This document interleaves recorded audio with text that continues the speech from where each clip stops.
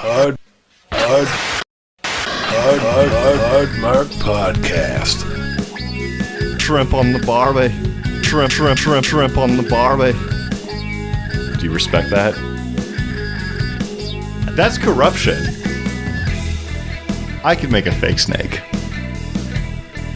You not pee in the pool. You not pee on the barbie. All of myself is clean. Broadcasting from a place that I don't know where I am. Welcome to the Hard Mark Podcast, a show where I, Eric Donaldson, wrestling fan of over 30 years, introduce one match per episode to my co-host who has never watched wrestling. We talk about the backstory, we watch the match, and then we rank that match on our ever-growing list. The purpose of the show is to see what happens when someone who's never watched wrestling is introduced to its most notable matches. And without any further ado, here he comes. He's got two beautiful, beautiful feet, and he's getting ready to gang with the best of them. His name, Flying Ryan Murphy. Ryan, hello. Welcome, Eric. Welcome to me? Yeah. Oh, what are you welcoming me to? I just, to your podcast. I liked your introduction was good. We don't know where we're coming in from, but it was nice. We are truly on the road to nowhere here today. But Ryan, last time around, we talked, and towards the end of the recording, I asked you what you would want to see, which competitors you would want to see in a match. I think we originally actually talked about this before we went on summer break, before the birth of my beautiful baby daughter. But we're here. I'm here to make your dreams come true, Ryan. That's right. So today, with that in mind, we're going to be revisiting the rivalry between Stone Cold Steve Austin and Vince McMahon. We have seen the two compete inside of a steel cage. We just saw Austin drive his Zamboni to the ring to attack McMahon, and there's going to be plenty of other moments to relive as well. But to summarize, their rivalry was, at its core, a pretty simple one. McMahon wanted a champion that he could control as a representative of his company, and Austin was the redneck ass-kicker who was not going to do what anyone told him to do. Pretty basic stuff. Yeah. That fits. Yeah, Ryan can sympathize with a redneck ass kicker. I can, being from Sultan. Being from a proud resident of Gold Bar. But during their feud, a number of wrestlers would offer their services to be McMahon's chosen champion, with some finding more success than others, as well as some being a little bit more unlikely than others. One of the more unconventional choices for a corporate champion was Mick Foley, competing at that time as his childhood creation of Dude Love. Love it. You see, Dude Love and Steve Austin had been tag team champions previously in an unlikely alliance. You'd probably say that if the character of Stone Cold Steve Austin had anything remotely close to being a friend, it would have been Dude Love. But on an episode of Monday Night Raw, the episode that actually broke the 83-week ratings victory streak that WCW had going, as a matter of fact, Vince McMahon and Steve Austin were set to face off in the ring for the very first time. Right before that match got started, Dude Love emerged. He claimed that while Steve Austin was one tough SOB, McMahon wrote the checks that allowed the dude to live the life that the dude liked to live. And so with all that in mind, can't we all just get along? Well, it pretty quickly became clear that no, they could not. And in a shocking act of betrayal, Dude applied the mandible claw to Austin, and Dude aligned himself with McMahon. In the coming weeks, Dude's corporate makeover would come to fruition. His hair was accented with highlights. His tie-dye outfits were complemented by sport coats. His beard was neatly trimmed into a fine goatee, and perhaps most heinously, an insert was put in to replace his missing front teeth. So all of these things were meant as a demonstration. What part? Yeah, he's gone corporate. Everyone who's corporate has front teeth. All this led to a match. All these things were meant as a demonstration of one thing. If Austin would not play ball to be a corporate-friendly champion, there were plenty of others waiting in the wings to take his place. And so all of this led to a match between the two at the next pay-per-view, Unforgiven, where Vince McMahon would sit ringside to personally oversee the contest. So bear with me for a moment. I have the link here, but I think I need to get us to the point that we want to be at. Okay, here we go. I think we're in a good spot now. So again, we're watching this kind of in the middle of everything. Oh, dude's a dangerous man with a steel chair in his hand and back in his face it went. It's super corporate. You know? Very corporate, yes. Saggy stretch pants and a... McMahon trying to help Stone Cold Steve Austin or help Dude Love. Great wrestling right there. That's what I'm here for. McMahon is down! McMahon is out! Austin, that's contact! What a catastrophic occurrence! The Steiner! No red! 1, 2,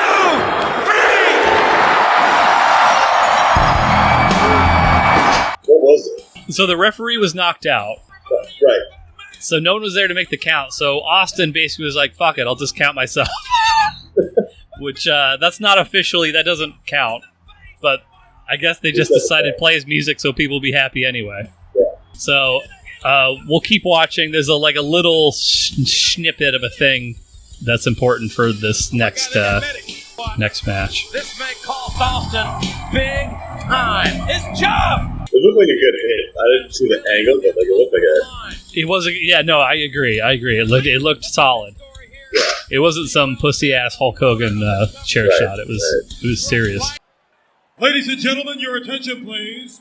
Stone Cold Steve Austin has been disqualified for hitting a WWF official, and the winner of this bout via disqualification, Dude Love.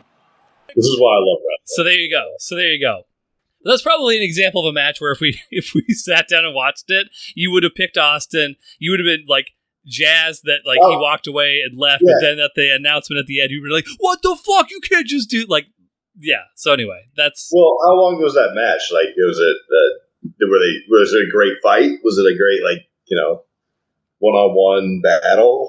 I don't think it would be a match that people consider like one of the all-time classics or anything like that. Okay, they just went at it for a little bit and then. Yeah. I mean, I'm sure the match itself probably lasted like a good 25, 30 minutes or something, but it's not one that I hear talked about a whole lot. But as we saw in that clip, Austin made his own 3 count, which, just so we're clear, you can't do that. That's not... even in the wild world of professional wrestling, you cannot count your own 3. You know, I was watching that and I was like, he's out. Like, I believed in his count. It was a very authentic count. He did it. He fully committed to his own count. Yeah. But a referee has to count, just so we're all clear on that. But hey, the people were happy. That's all that mattered. You got to give the fans a little bone every now and again. But technically, Austin, as we saw, was disqualified for using a chair, and Dude Love was the winner of the match. However, because he won by disqualification, he did not win the WWF Championship. You have to win by pinfall or submission to win the title. Otherwise, you win the match, you don't win the belt. So because of his victory, Dude was granted a rematch against Austin at the next pay-per-view called Over the Edge. This time, McMahon was not going to take any chances. One of his henchmen, Pat Patterson, would be the special guest ring announcer. Another henchman, Gerald Briscoe, would be the special guest timekeeper. Both of these men were put in place to ensure that Austin would not be able to go rogue like he had at the last pay-per-view. And lastly, the cherry on top, none other than Vince McMahon himself would be the special referee. And to go ahead. I'm sorry. I feel like this isn't the first time he's been a special referee, or like, have we seen him? We've seen one match, to my knowledge, just off the top of my head. We've seen one special referee match. That was Undertaker versus Bret Hart, with Shawn Michaels as the special referee. Oh, maybe, okay. And Shawn Michaels, basically, he ended the match by swinging a chair. He was swinging for Bret. Bret moved. Undertaker got hit in the head with a gnarly chair shot, and then that cost Undertaker the match. What about Vince McMahon's son? Has he reffed? That's yes. We did see a clip where Shane McMahon was a special referee. Yes. Okay. All right.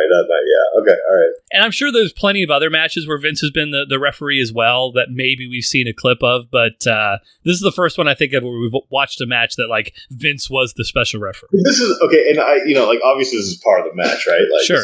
This is wrestling gets nuts, This is like Roger Goodell is the. But like, what's the? How do you even play that to like, right? Like, it's a ridiculous format, obviously, right? Like, you have Dude Love, who's like, he's with, they're. I mean, he's suited up. He's like, he's got his hands on Vince McMahon's back in that. Yes. And then you got, Stone Cold Steve Austin, right? And then you have Vince McMahon. What was the talk of the match? Like, were the fans like, yeah, this is. I mean, the basically the storyline and the fan sentiment and everything. So, like, Vince was essentially stacking the deck against Austin. Dude Love at this he's the ref, so yes, he's probably he's stacking the deck. The fans are, of course, very, very anti Dude Love, very, very anti Vince McMahon, very, very pro Steve Austin. And I feel like a lot of Mick Foley's matches, he is the guy, like people are really. He hadn't. I think this is what we're about to watch, and the thing that we just saw. This is before Hell in a Cell. Oh, okay, yeah. And I'm not, and like obviously Mick Foley put his body on the line years before Hell in a Cell, but like Hell in a Cell seemed to be kind of like the turning point where it's like, oh shit, now things are happening, and like. This is pre-Mr. Sacco, also, for example. Oh, damn. Okay, that makes a little more sense. All right. Yeah, so, like, I think at a later point, fans might have been... I think at any stage, Steve Austin was just so popular that Steve Austin was going to get cheered over just about anybody. But I think people would have been more hesitant to cheer, like, over Dude Love maybe a year or so later. But at this point, they were very firmly pro-Stone Cold. Stone Cold was absolutely the good guy. Dude Love, absolutely the bad guy. I feel like I have a really good sense of how this match is going to go. I'm curious to hear strongly about how I feel it's going to go, and Well, enlighten the listeners. How do you think it's going to go? Now I'm curious. Well, I'm thinking, this is the first thought. I was like, okay, so he's refereeing the match. This is, of course, skew, but I feel like this, he's going to get. Like, he's going to get tossed around. Things aren't going to go the way he wants them to. Talking about Vince? Like, he's going to try to, kind of screw up the match, but he can't because Stone Cold's going to be so good. That's what I'm thinking. Classic Looney Tunes where, Vince is the is Wile E. Coyote and Steve Austin's the Roadrunner. Sure. So I feel like it's going to, but that's I guess we'll see how it plays out. But yeah. That's not a bad prediction. But so one other little caveat about this whole Vince McMahon referee thing. So as we saw, Steve Austin made his own count, which you can't do that. So to ensure that there would be a clear and decisive winner, McMahon declared that the match could only end by his hand. No other referees, no one else could signify the end of the bout between Austin and Dude Love. So he's covering his bases. Now I even know clear what's going to happen. There's going to be a hand issue thing. There's going to be a little hand work being. I see this in my head. I see what's happening. You're just getting hornier and hornier per episode here. We're talking about all this hand. Wrecked right now, Eric. Any other thoughts before I continue with my notes? No, I'm good. Okay. With all these odds stacked against Austin, he managed to get one caveat over on McMahon. It was agreed upon that if somebody volunteered, that an enforcer would be allowed ringside to ensure that McMahon called the match fair and square. So would anyone have the balls to step up to the boss? We'll have to wait and see. So that's our match. It's a rematch between Steve Austin and Dude Love, with Vince McMahon as referee and his cronies ringside watching in the great city of Milwaukee. So that's our notes. First of all, two things. Yes. Milwaukee, that's the town that had this match. That is the perfect town and the perfect town for this match. It's great, good stuff. And then I maybe can't answer it, if it's part of it, but is the enforcer going to be found out before the match? You will find out who the enforcer is before the match even starts. All right. Yes. So I need. Okay. Yeah. So that will not be a mystery. You will be able to predict the winner of the match knowing who the enforcer is. That much I promise you. Yeah. Wrestle with the data. I actually did work this time around, so I don't just have your record here. I've got real concrete, some intriguing data here for you, Ryan. First, your record as it stands right now, 49 wins dedicated to his favorite team, the San Francisco 49ers. 49 wins, 38 losses, and one draw. This is the 89th match that we have watched together so far, Ryan. You are currently on a one-match losing streak. I'm sure you'll bounce back, though. In Mick Foley matches, your current record, as it stands right now today, 7 wins, 9 losses. Really? Yes. I think, for all of his positives, for all of his great attributes, yeah, he tends to lose more than he wins. And so, but your heart always tends to skew towards picking Mick Foley. Yeah. So I think that's been your Achilles heel when it comes to Mick I'm a guy with a big heart, you know? Exactly. You're 2 big-hearted men, and so of course you choose them, but sometimes it just doesn't go his way. Steve Austin matches, 5-2. Big brain right there. And then last note here, this is the second match that we've seen from Milwaukee. Coincidentally, that first match also featured Steve Austin as he wrestled Jake the Snake Roberts. That match currently ranked 53, and Ryan won that one. So that's our data. So there you go. Any other questions, thoughts, notes? No. All right, let's watch this thing. We'll be right back with our thoughts on Dude Love versus Stone Cold Steve Austin. There is no word to describe what this next American icon has meant to all of us. Ladies and gentlemen, and children of all ages, please stand in honor of our special guest referee and the honor of the World Wrestling Federation, Vince McMahon. All right! First of all, he's a beer-swilling fool. He's a foul-mouthed punk. A real ring announcer. He's a disgrace to every human being alive today. Well, I got news for you. I am not going to introduce a bum. That's all there is. What?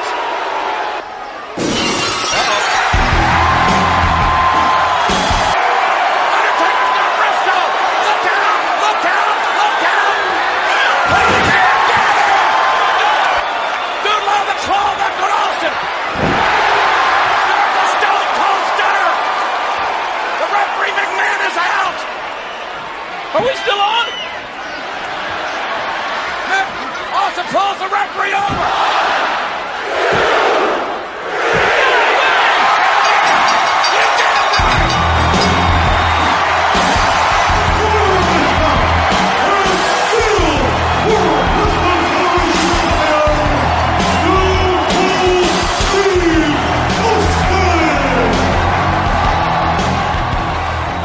We're back. We just watched Dude Love, Stone Cold Steve Austin, WWF title on the line, Milwaukee. Ryan, what did you think of the match? I mean, interesting. Like the perspective from the starting was really good. Like the everything that was going on, and then I watched the match. I was like, and then I saw the ending of the match. I was like, holy shit! This is this is wrestling. This is. I mean, and I think the whole match was like. This is wrestling to a core, I agree with that. Like I'd say, like it's not the greatest. I'm sure. So, like looking at it from the perspective of a Mick Foley, right? If you had to wrestle that match versus wrestling, and I know this is obviously a very extreme example, Hell in a Cell, or the I Quit match versus The Rock where he got hit in the head with a chair like 13 times, or whatever the fuck it was, you'd probably take this match 1,000 times over it because you're so much less beat up at the end of it. I don't think it was a great example of like Mick Foley's true talents necessarily. Like, he was kind of almost like a side figure in the whole thing, but like he played his part well, and like those last 3 minutes of that match were phenomenal. I think Mick Foley is a guy who always plays his part to like excellence. Yes. Always. Like that guy is like whatever he is meant to do in a match, he's excellent at it. Mm-hmm. He's almost perfect. So like, yeah, he did that. It just didn't impact my opinion on Mick Foley, win or lose. This was like he did his thing here. Yes, for sure. He did it well. Yeah. So it was a good wrestling match for sure. Yeah. But so getting into the notes, so we had the video package just kind of detailing the story until now with Vince getting arrested. Did you feel differently about the Vince arrest versus the Stone Cold arrest that we saw after the Zamboni incident? Well, I thought Vince was being a little bitch, Whereas Stone Cold, he's like, take me, put me in the car. I've been here before. Vince is like, yeah, like, I'll apologize. I'll apologize. Ryan Murphy has never apologized to get out of an arrest. Let that be known right now. Put me in that car. I've been there before. Put me. I'll be there again. Wasn't tighten those cuffs, bitch. Yeah, that's right. Said Gold Bar's finest, motherfucker. Yeah. And then we have the interview backstage where, again, Vince emphasizes the match can end by his hand only. And by this point, you were really doubling down on hand stuff. I think that the phrase of hand things, using his hand, etc., was used many times as you were describing. Hand maneuvers, yes, a lot of hand stuff. You did call it to a certain. You knew that the hand thing was going to play a factor into the end of the match, which it did, which we'll get into. But your vision for the match was more or less. I mean, I don't want to bolster your ego too much because you don't wear it well. But your vision for the match was pretty immaculate. It was pretty like spot on. The shirt a little bit tighter, a little bit nicer, and just a little bit more of my cut. Yeah, very cut. Yeah. A cut brother. That's what I call you. But then we get out to the ring, and Pat Patterson is introduced with a list of accolades. First Intercontinental Champion of all time. He won the Intercontinental title in a tournament in Rio de Janeiro, Ryan. I don't think you knew that. I did not. That's not real, by the way. They made that up. There was never actually a tournament in Rio de Janeiro, but that's what they said for a long time. Then Pat Patterson is the special guest ring announcer. So he introduces Gerald Briscoe, loving father, devoted husband. We've got a lengthy advertisement for the Briscoe Brothers body shop as well, complete with their address and phone number. Then we get the Vince introduction. He's an American icon. He made all of our lives worth living. He's given us hope, love, understanding, and the will to say, yes, I can. I just hope that someday people speak of you in those same terms, Ryan. I think they will. If I outlive you, and I will, can I speak at your funeral? Yes. Okay. All right. That's a contract. That's we have witnesses here. You're the only friend of mine who has a communications degree. I think you're the best fit. It's a very exclusive degree. No, they don't just give those away. So as Vince is introduced, he comes out. What a great blouse! What thoughts on Vince McMahon's attire here today? I just noticed that he looked like a ref, but it was just the handcuffs or the wristbands. Like that was what I noticed about him. So my wife noticed the deep V and then the odd cut on the shoulders. It wasn't like a man's cut. It was like a blouse cut.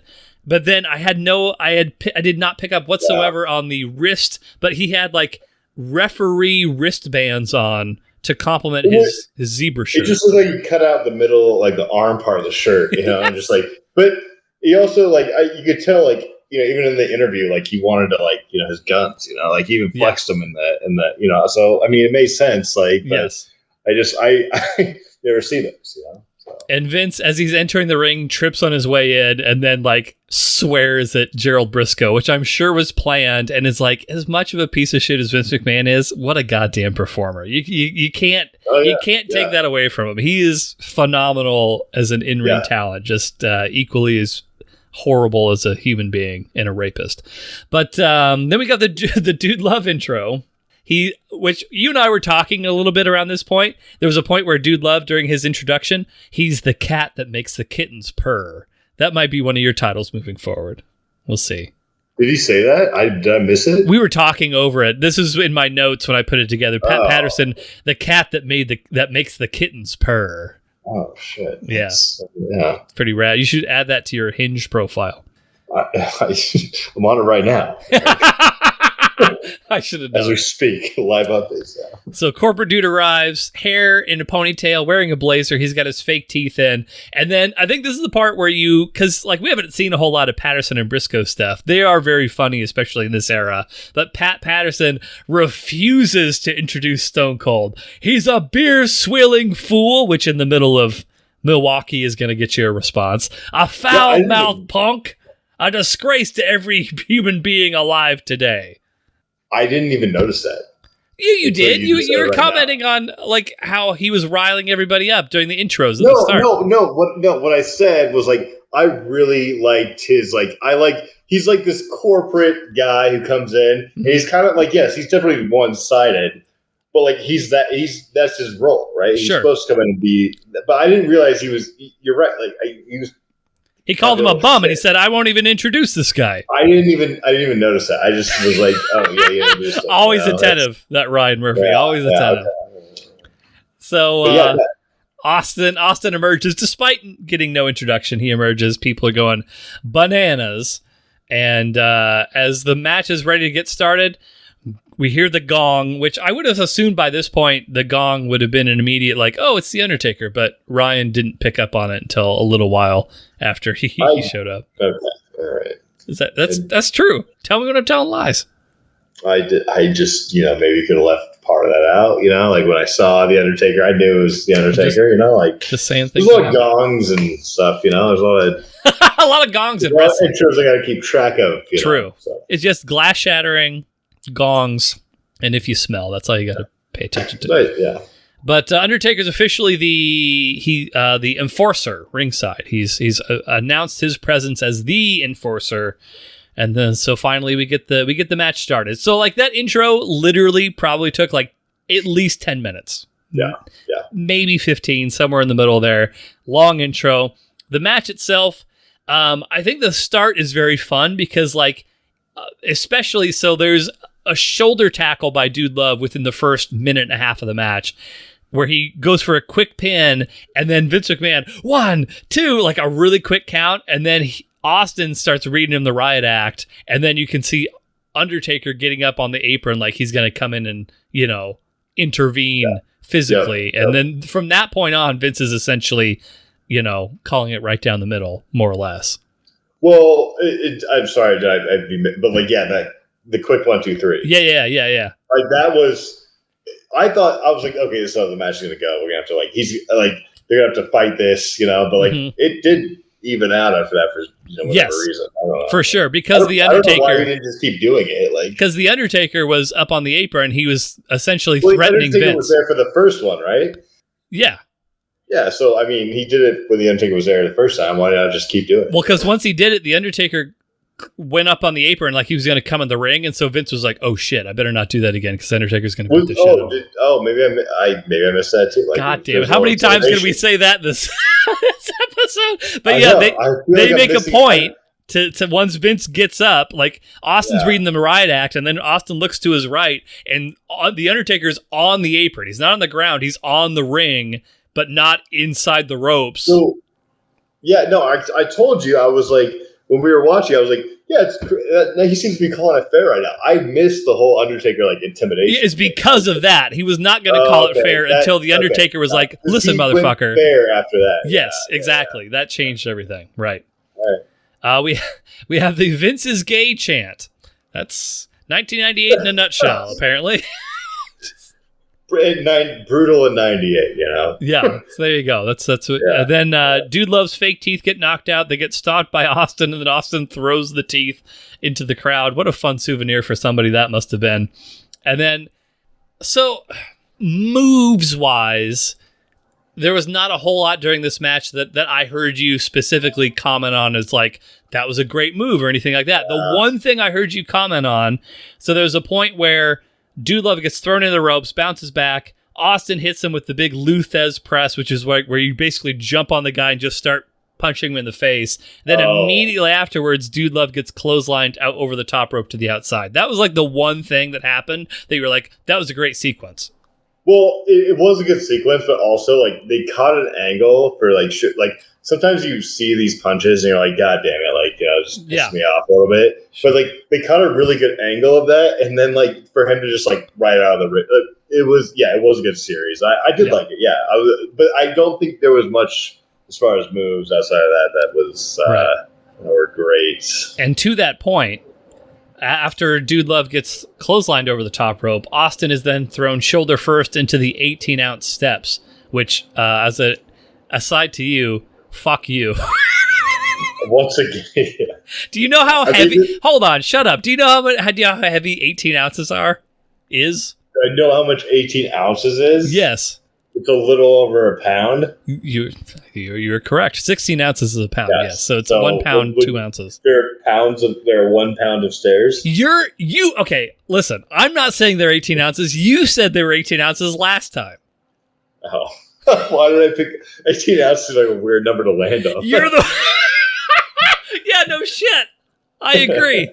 You said it. I didn't say it. This is coming from your own chicken lips. I'm just using your own statements against you. I mean, they didn't look any like heavier. They just look like, I bet like there's a bunch of wrestling fans like these fucking foil ass stairs. They're really dumb looking. And then they took them and they hooked them on. So like when you hit, it was still light, but they just because the stairs stayed. That's all. I think they're approximately 30 pounds apiece, and it's two stairs. Just, I mean, you could throw a 30-pound set of stairs at me, and I'd be fine.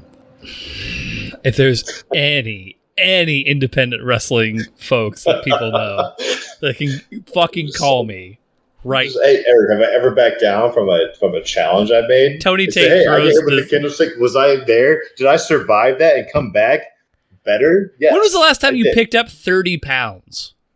30 pounds in a dumbbell is different than 30 pounds in a full staircase, Like 30 pounds that's spread out.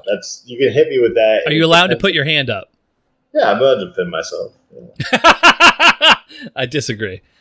Okay, we'll move on, but I'm going to keep this in mind for future live hard mark events that may or may not be happening. But yeah, so there's some Russian leg sweeps, etc.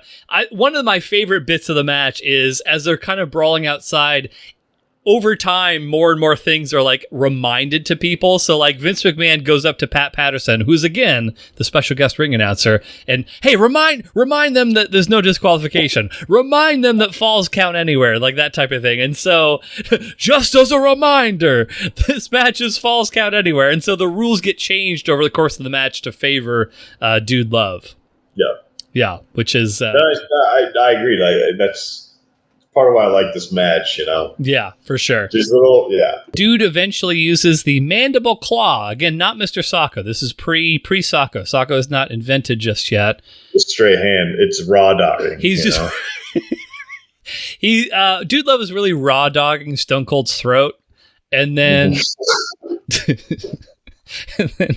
and then Dude does the hangman. He basically ties himself into the ropes in a guillotine and is just hanging there for, I don't know, 10, 15 seconds, something like that, which, as I mentioned, that's how he lost his ear in Germany. Now, granted, the ropes in that match in Germany were way tighter and they were actually steel cables. The WWF has always used ropes, so it's a little bit looser. I remember you said that, and I was like, I was like, is he going to lose his ear here? We watched where he lost his ear. It's been a while, but we've seen it. So, like, that was one of our mini-sodes that we did. But, yeah. Oh, God, my eyes are bleeding, Eric. No, it was not. No, not that. It was not the lightning round. But your eyes were bleeding. I like how it went from my eyes were sweating to my eyes were bleeding. But, no, like, in a match in Germany, he did that exact same move where he went over the top rope and then his head was caught in between the two ropes. And because the ropes were so tight, when he pushed himself out, the rope like slid against the side of his head and pushed his ear off of his head. Can I make a quick statement outside of wrestling right here? If I was gonna lose something, yes, I would prefer it to be an ear. Like one ear off me, no big deal. I have one other ear, True. And like if I was gonna lose, not like any part of my body, I would take one ear. Yeah. Over a toe? Yes. Really? Why? Like even over your pinky?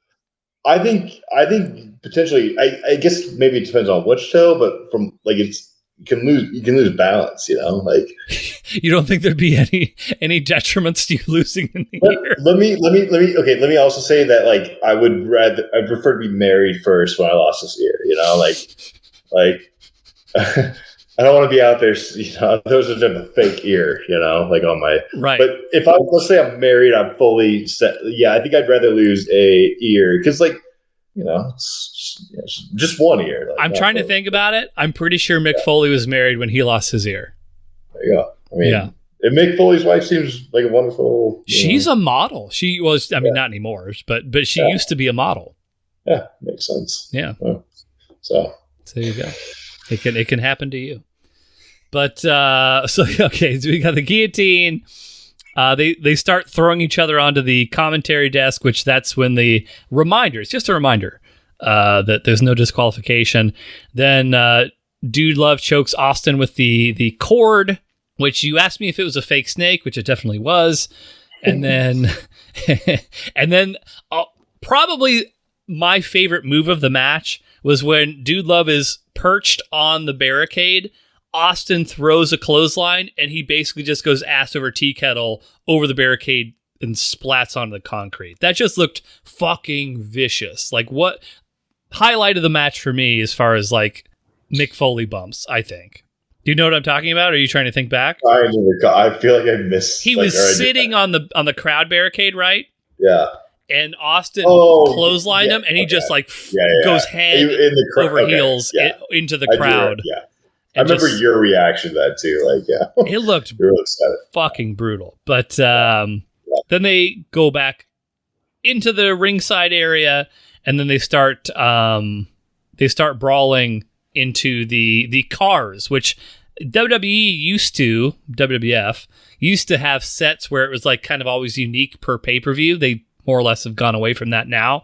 But yeah, it was a number of like old beat up cars in this particular set. So like Austin got backdropped onto one, Mick Foley got thrown into one, etc. You're shaking your head. I'm just not. I was not a fan of it. Like I thought for sure. So I thought for sure, like a lot of them were very well protected. However you feel about that, I like my wrestlers to live. I don't know how Ryan feels about it, but the one that I thought for sure would get a reaction out of you was when Austin gets backdropped. So basically, like, Dude Love lowers his shoulder and then flips Steve Austin behind him.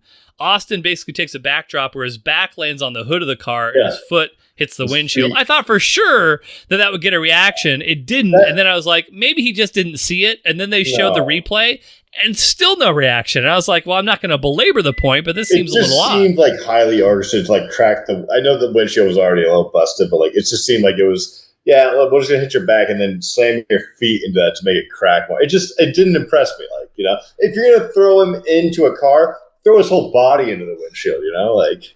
You were really the Shania Twain of wrestling. What? Because that don't impress me much. Ow, ow, ow. Oh, actually, that's fair. Okay, yeah. All right, I'll take that. Yeah. Okay, so you got 18 dicks. I thought Shania Twain was involved somehow, and just kind of like, but like, like that. Yeah. She wishes she could have been in with that Stone Cold love machine and getting thrown downstairs. But where did I leave off? Oh, okay. So yeah, they're doing. Was there any car element that you liked at all, or no? You're just no, because even the muffler thing, he dropped the muffler, like you're just. I saw the muffler. I agree. The muffler thing was stupid. He hit him one time, dropped it. I wasn't. It was not highly impressive, like the car thing. I was happier when they got back into the ring. You didn't even appreciate when they were on top of a car. Austin goes for a stunner. He gets shoved off, and then basically does like a belly flop onto a different car. Like that part you didn't like either. I didn't really care for it. Fucking tough crowd over here, Shania. That pissed me off. Actually, I'm a little upset. My blood pressure's rising a little bit. It doesn't take that much for you. I've seen your diet, but they start brawling, back up to the ring. Austin's now bleeding officially. Yeah. He's now bleeding.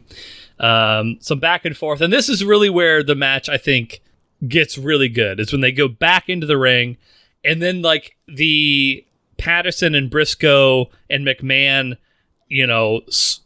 their attempts at screwing Austin really comes into play real hard. So Patterson literally hands Dude Love a chair, and he lights Austin up with a shot to the back. A pretty good chair shot, I'd have to say. Yeah. Then he hits the double arm DDT on the chair. Austin kicks out at 2. Then we have a leg up. One of the greatest legs up of all time, to the chair. Austin then grabs it. He accidentally hit himself with the chair.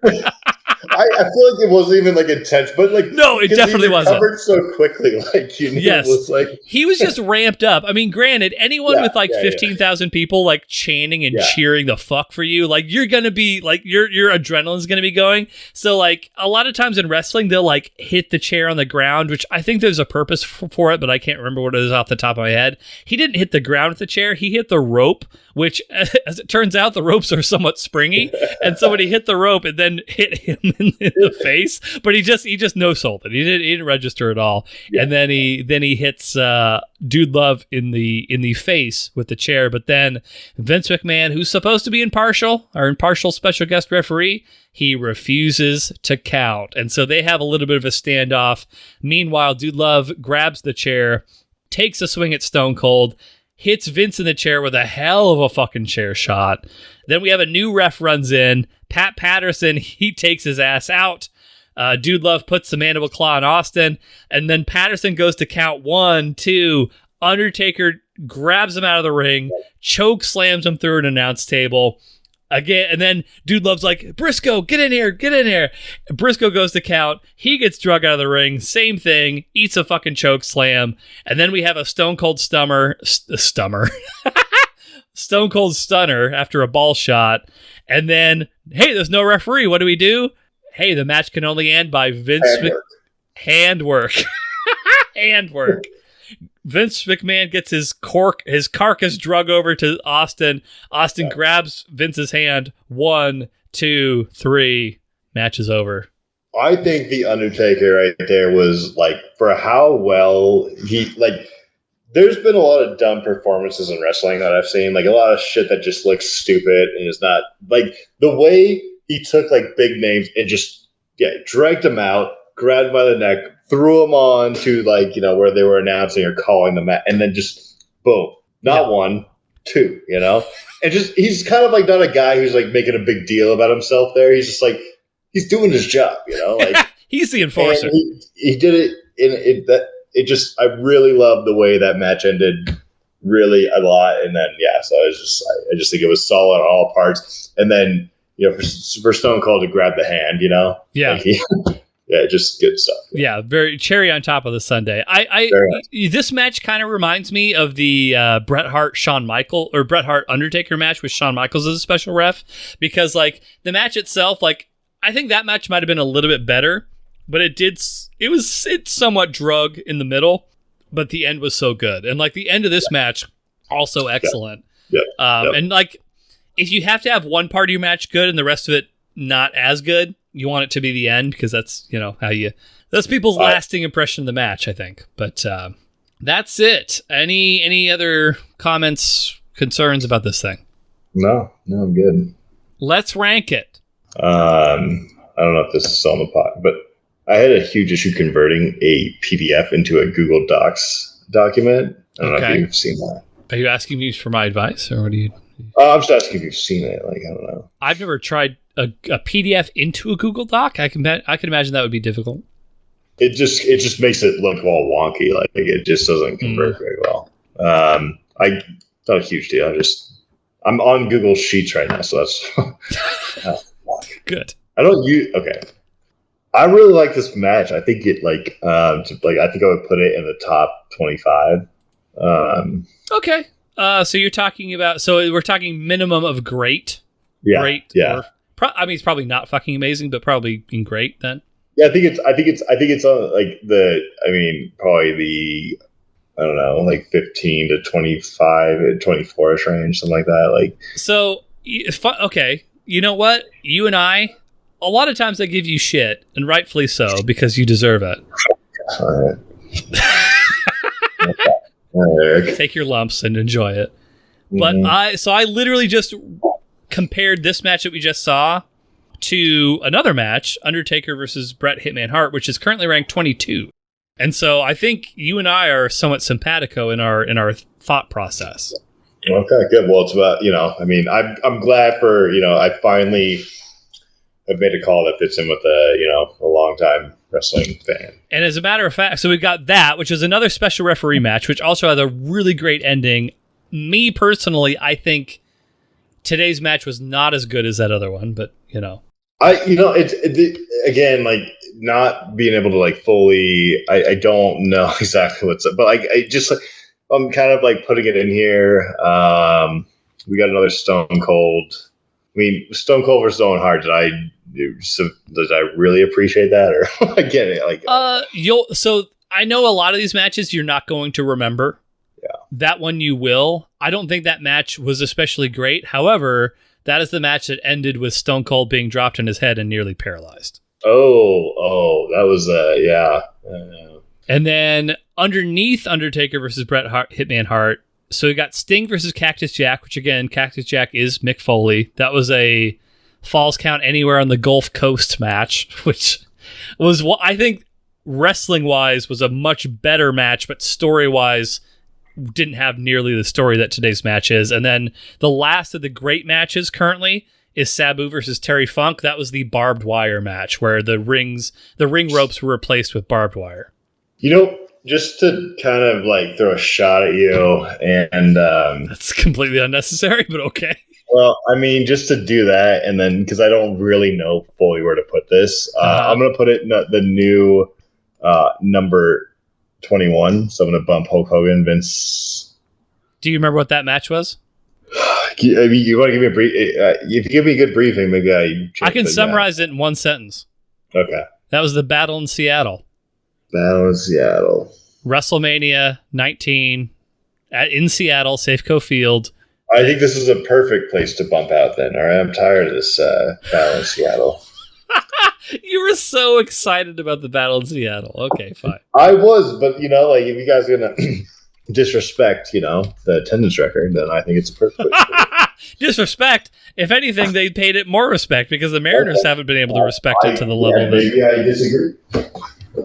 In fairness, I really don't know. Like, this is what's hard about these matches. And I think, like, if we were to redo this podcast, please. If we watched, 80-something matches, and it's just... Every third time that we do this, I love to hear your ideas of how you would redo it in a better way. All I'm saying is, like, I think we could, if we did a points base, like, you rate it, 8.2 or something, then we could have... that would have been easier because it's hard, but I have an idea of where these stand, where I like to put them, but it's just like in between specific matches, like very difficult. I'm like, fuck, I might have really liked that match, but right now I'm gonna put it there just to bump Hulk Hogan a little bit, Well, maybe you should take a lesson to yourself and learn how to do this shit. Okay, all right, thanks. I'm also correctly ranking your matches, and more news will be developing about that. Oh, are you? I am. That will actually be an interesting thing to look at. Yeah. More information coming soon. I haven't decided what I'm going to do exactly, but I've started that process. All right, we got to finish this thing. I hear my baby crying, and my wife is very much needing a break, and I need to eat pizza, so there's a lot of reasons why it is now time for Eric's Wisdom Tree. Shania Twain. Don't impress me much. I'm just going to get right down to the nitty gritty. This is hard. Get right down to it. No one can argue this. It sucks that phones don't have headphone jacks anymore. Oh yeah. I mean, Eric, I have nothing to say except agreement on this one. I'm so fucking... I don't. What was the point? I don't know. Okay. Stop clicking it because I hear you clicking a bunch of times. I am. But you are worked up. I get it. I'm also worked up about the same situation. Yeah. But the reason that the T-Mobile guy gave me was because they're trying to make phones more waterproof, which sounds to me like complete bullshit. Here's the real reason from where I sit. Yeah. Go ahead. No, I mean, you have to buy an extension cord now. There's no little piece, and then hook it into that piece. So that's a little extra revenue. What do you mean? An extension Well, cord. you can hook in like to your USB port. You can hook in like a headphone jack. Oh, you can? Yeah. Fuck! I have one. God damn it! I didn't know that was a thing. Well, it's not great, Eric. It still sucks ass because it can just be a part of your phone. Like, right. Yeah. I just thought you had to go Bluetooth this whole time. Win on them. It's still fucking bullshit. Like, I'm just saying you can do it. Like, huh. I didn't even know that was an option. I mean, thinking about it, like you thought there was no more headphones in your device. You had Bluetooth or something? Yes, I bought fucking Google whatever. Oh, damn. No. Yes. Hey, it's still bullshit. I'm not defending them because you can do it. That still sucks. But I'm just saying, yes, you can. I'll send you a picture of mine. But yeah, you can do that. But like, fuck them for doing this. I totally agree with your point. It's not even an argument. I'm with you 100%. Wow. Okay. I'm looking up this right now because unlike you, when somebody gives me a quality recommendation like this, I'm all for it. But okay. All right. I think I'm seeing what you're talking about. Yeah. I had no idea. Like, yeah, no, so for my phone now, because I didn't realize that this product existed, I just went with the whatever they call, they're not AirPods, but the Google equivalent of AirPods. Yeah, you can do that. And they're like $100, and it's like I will lose them.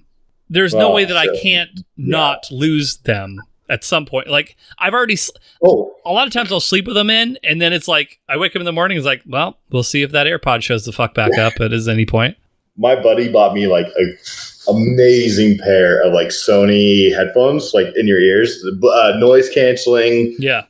Bluetooth connected on a plane. I had them for a year and I love them. And it was such a nice gift, like, yeah. And on a plane, one time I lost them and I stayed on until everyone cleared the plane so I could like dig under the seat, and I found it. The second time I could not, like, I fell asleep and I just like, hit my head on the thing when I fell and my headphone, boom, gone. Like, I'm like, it's gone. I looked for it. I couldn't find it. It had ruined, Yeah. Really sad day. If they had been connected to my ears via, a port, I would have been via a port. Well, maybe the wisdom tree in this case is you can get earbuds that go through. If there's anything I could agree with you the most on, this would be it. Okay. So yeah, good point. It saddens me every time because I specifically, like, I got a Roku remote because, like, I'll watch TV before bed and I don't want to wake up the baby or my wife. And so the Roku remote has a little plug-in for the headphones. And now my phone doesn't even fucking have that. So it's like complete bullshit. I remember even asking the T-Mobile guy, and he was like, "Oh, well, they're trying to make phones more waterproof," which I know is bullshit. Don't bullshit a bullshitter T-Mobile guy. But here we are, and we have all these phones that don't have fucking headphone jacks. So do better. A little bit more revenue for T-Mobile. That's all we want. That's what we want a little bit more. Money going to them. Really quick aside, because this is not this is not a note that I have or anything like that. And I know you're doing pizza, and I'm probably going to do pizza here momentarily. And my wife desperately needs a break. Mint Mobile. What the fuck's with Mint Mobile? Should we all be switching to Mint Mobile? Is there a reason we're not switching to Mint Mobile? Well, good question. I think they're on like T-Mobile's network, but like I don't think they have all the same services that T-Mobile has. Like, I don't use that many services. Well, I think I'm at home all the time. To T-Mobile towers. I don't know how many. I don't know where, but it's really cheap, right? Like, so there's got to be a downside. I'm trying to save money. I've got a daughter. I'm a parent now. Eric, you're a rich guy. You sold your Wave shares, and you're just a loaded guy who's being a little cheap. All right. I'm telling. Next Rumpus time needs to be. I need to spend some time talking about like parent stuff because I haven't done that yet, and I've been shocked by the financial impact and the economic and the environmental impact of this whole process. So eventually we'll get into that, but probably not today because we're basically done. But anything else, Ryan, you want to say about headphones, or are you gonna play with your with? I don't want to dead name your cat, but I always think of her as Penne. It's not Penne. Fuck that. No. Her name is Gabby, short for Gabriella. But I call her Gab sometimes. Would you consider Alfredo as an option?